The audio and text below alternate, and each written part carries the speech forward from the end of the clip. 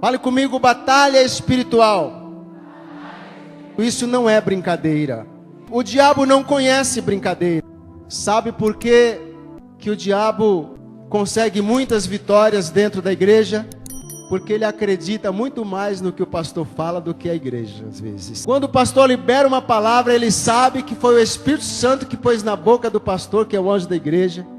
E ele acredita naquela palavra e prepara o batalhão para impedir que aquela palavra se cumpra. E como a igreja, do modo geral, não tem a mesma disposição, a mesma disposição do diabo, preciso explicar. Quantos sabem aqui que os caldeus foram, na sua época, quem estudou um pouquinho vai poder me responder, poderosos na guerra?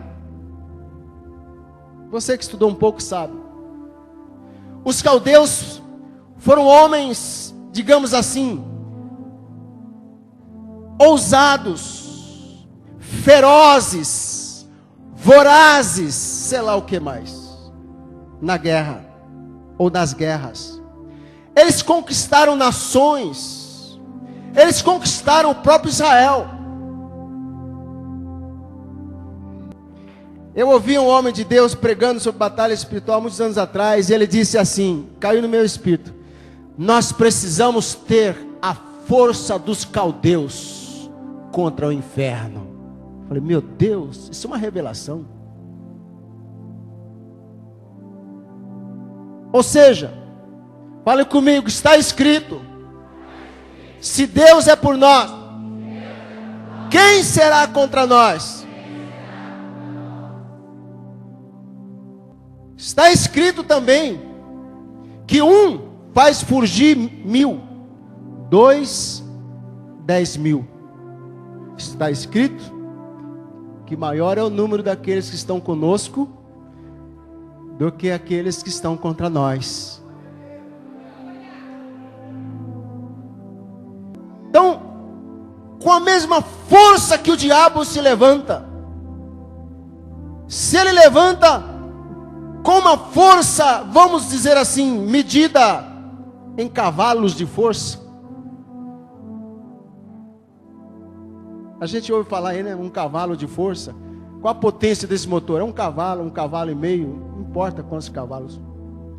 Se o diabo se levanta com 1000 cavalos de força, um de nós, nas mãos do Senhor, com 1 cavalo de força, faz fugir os 1000 cavalos do diabo.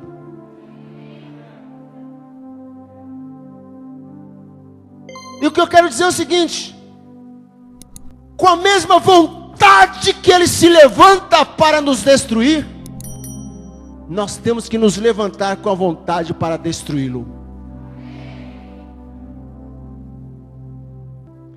Este texto aqui fala de batalha espiritual. E uma das maneiras, talvez a maneira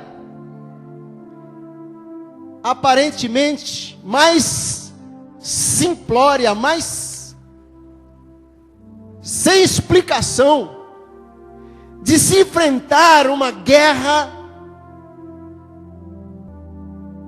é apenas se submetendo à unção de Deus.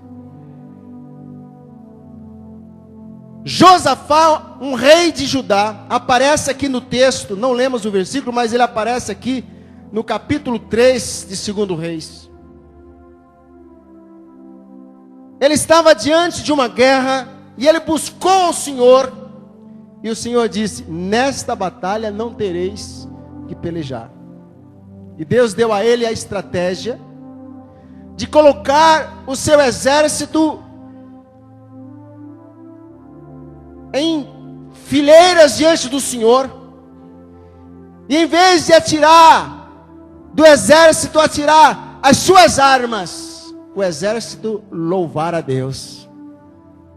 E diz a palavra que ao tempo que eles começaram a louvar a Deus, o Senhor pôs emboscada no exército do inimigo.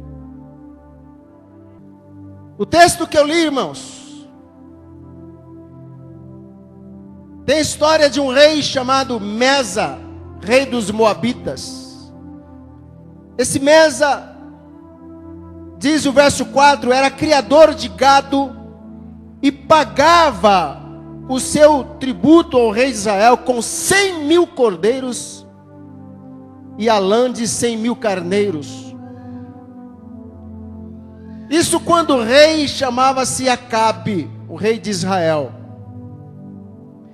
Quando Acabe morreu,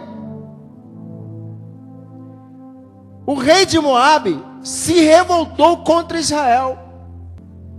Por isso, Jorão, por causa dessa revolta de Mesa contra Israel, Jorão, que era o rei atual, filho do rei anterior, do rei Acabe,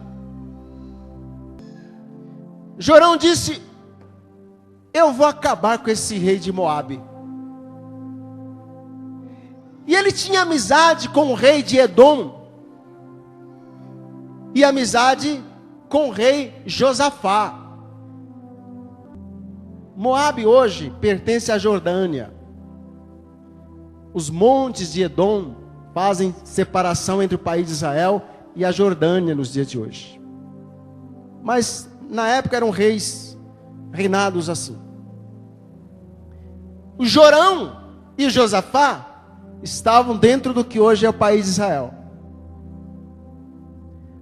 Aí o Jorão mandou dizer para Josafá: olha, eu e o rei de Edom, nós vamos subir contra o rei Mesa.